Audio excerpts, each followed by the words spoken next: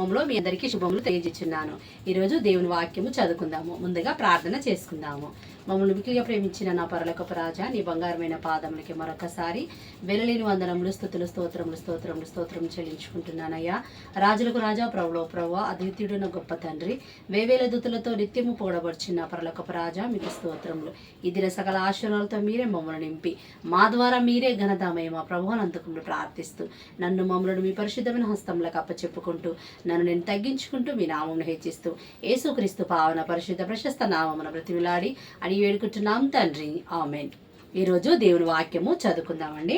పరిశుద్ధ గ్రంథం నుండి లూకా సువార్త 15వ అధ్యాయము 4వ వచనము చదువుకుందాము. పరిశుద్ధ గ్రంథం నుండి లూకా సువార్త 15వ అధ్యాయము 4వ వచనము చదువుకుందాము. మీలో ఏ మనుషునికైనను 100 గొర్రెలు కలిగి ఉండగా వాటిలో ఒకటి తప్పిపోయిన ఎడల అతడు 99 అడవిలో విడిచిపెట్టి తప్పిపోయినది దొరుకు వరకు దానిని వెదక వెళ్ళడా. మరొకసారి చదువుకుందామండి. అందుకైన వారితో ఈ ఉపమానము చెప్పెను. మీలో ఏ మనుషునికైనను 100 గొర్రెలు కలిగి ఉండగా వాటిలో ఒకటి తప్పిపోయిన ఎడల అతడు 99 అడవిలో విడిచిపెట్టి తప్పిపోయినది దొరుకు వరకు దానిని వెతక వెళ్ళడాన్ని మన పరిశుద్ధమైన వాక్యము సెలవిస్తూ ఉంది. దేవుడు ఒక ఉపమానము చెప్పినాడు. దేవుడు మన బైబిల్లో అయితే చాలా ఉపమానాలు చెప్పినాడు. అంటే ఉపమాన రీతిగా చెప్తే మనకు చాలా చక్కగా అర్థమైపోతుంది. చూడండి, క్లాస్లో ఒక టీచరు లెసన్ చెప్పాలంటే ఒక ఎగ్జాంపుల్ తీసుకొని దానికి మాదిరిగా, ఆ లెసన్కు మాదిరిగా మరి చక్కగా లెసన్ చెప్తే ఆ పిల్లలకు చక్కగా అర్థమవుతుంది అన్నమాట. అయితే అదే రీతిగా దేవుడు మన యేసయ్య ఏం చేసినాడంటే చక్కగా ఉపమానంతో మనకు వివరించినాడు. మనకు అర్థమయ్యేలాగా దేవుడు ఒక ఉపమానాన్ని మనకు వివరించినాడు. ఏం చేసిందంటే, మీలో ఏ మనుషునికైనాను 100 గొర్రెలు కలిగి ఉండగా వాటిలో ఒకటి తప్పిపోయిన ఎడల, మరి మనకు ఒకవేళ ఒక మనిషికి 100 గొర్రెలు, 100 గొర్రెలు అంటే 100 గొర్రెలు ఉండిన ఎడల కలిగి ఉండగా వాటిలో ఒకటి తప్పిపోతే అతడు 99 గొర్రెలను విడిచిపెట్టి ఆ ఒక్క గొర్రె కోసము వెళ్ళిండంట. మరి చూడండి, దేవుడు మన కోసము ఎన్నో త్యాగాలు చేశాడు కదండి. మరి మన కోసం యేసయ్య మనం చేసిన పాపాల వల్ల, తప్పుల వల్ల మరి సిల్వ మీద, కల్వరి కొండలో ఆ సిల్వ పైన తన ప్రాణాన్ని విడిచిపెట్టినాడు. మనం ఎన్నో పాపాలు చేసినాను, ఎన్నో తప్పులు చేసినాను. ఆ పాపాలు, ఆ శిక్ష మన మీద రాకుండా మరి మన యేసయ్య ఆ సిల్వలో మరణించి మరలా మనము మరి శిక్షకి ఎంత మాత్రం అర్హులం కాకూడదనేసి మరణాన్ని తిరిగి జయించి లేచినాడు. అయితే ఇక్కడ యేసయ్య ఏం చేసిందంటే, ఒక మనుషునికి మరి 100 గొర్రెలు ఉన్నాయంట.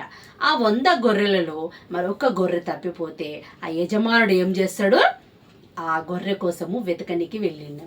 అయితే ఈ 99 గొర్రెలు ఉన్నాయి కదా, మరి ఎందుకులే ఆ గొర్రె ఒకటి పోతే ఎక్కడ పోయిందో ఏమో, దానికోసం నేనెందుకు వెతకాలి అనేసి ఆ యజమానుడు ఎంత మాత్రము నిర్లక్ష్యము చేయలేదు. మరి ఆ ఒక్క గొర్రె ఎక్కడ పోయిందో, ఎన్ని బాధలు పడుతుందో, మరి ఎన్ని కష్టాలు పడుతుందో అనేసి ఆ యజమానుడు ఏం చేసిండనంటే, మరి ఆ 99 గొర్రెలను అడవిలో విడిచిపెట్టి ఆ తప్పిపోయిన ఒక్క గొర్రె కోసము మరి ఆ యజమానుడు వెతకడానికి వెళ్ళిండంట. మరి వెతకడా అనేసి మనకు ఒక క్వశ్చన్ మార్క్ వేసినాడు. చూడండి, మరి మన యేసయ్య మన కోసము ఎన్ని త్యాగాలు చేసినాడు. ప్రాణం ఇచ్చేంత త్యాగము మన యేసయ్య నా కోసం, మన కోసము చేశాడు. మరి చూడండి, మనము ఎన్నో ఈ ఇహలోకంలో మనం బ్రతుకుచున్నామనంటే ఎన్నో మోసాలు మరి ఎన్నో ఈ లోకంలో మనకు కలుగుతూ ఉంటాయి.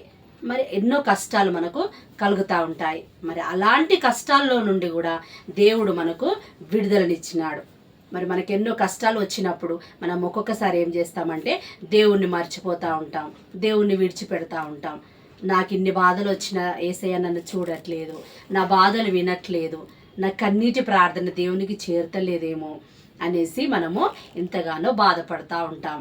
కానీ యేసయ్య ఏం చేస్తుందంటే, నా బిడ్డ ఇకనైనా వస్తుందేమో, ఈ సంవత్సరం అన్నా వస్తుందేమో, ఈ రోజన్నా వస్తుందేమో, ఈ వారం అన్నా మరి నా బిడ్డ నా దగ్గరకు వస్తుందేమో అనేసి యేసయ్య మరి ఎంతగానో మన కోసము ఎదురు చూస్తూ ఉన్నాడు. తన 2 చేతులు చాపి మన కోసము ఎదురు చూస్తూ పిలుస్తూ ఉన్నాడు.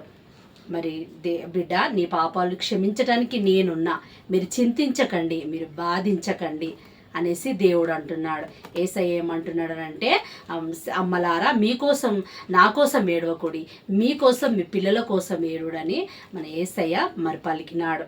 మరి చూడండి, మనం ఈ లోకంలో బ్రతుకుచున్నామనంటే ఎన్నో సమస్యలు మనకు వస్తూ ఉంటాయి, ఎన్నో బాధలు మనకు వస్తూ ఉంటాయి.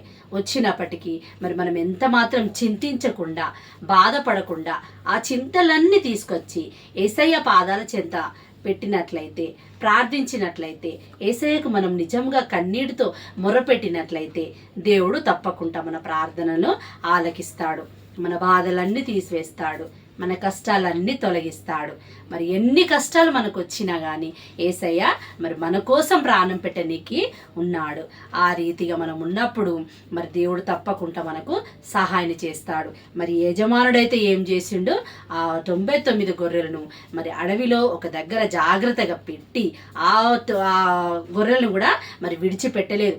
సర్లే ఇవి ఎక్కడన్నా ఉండని, ఒక గొర్రె పోయింది కదా దానికోసం నేను వెతకడానికి వెళ్తా అనేసి ఆ 99 గొర్రెలను కూడా నిర్లక్ష్యం చేయలేదు. మరి వాటిని కూడా జాగ్రత్తగా పెట్టి మరి వెతికి తప్పిపోయిన ఆ గొర్రె కోసము మరి యజమానుడు వెళ్ళినాడు.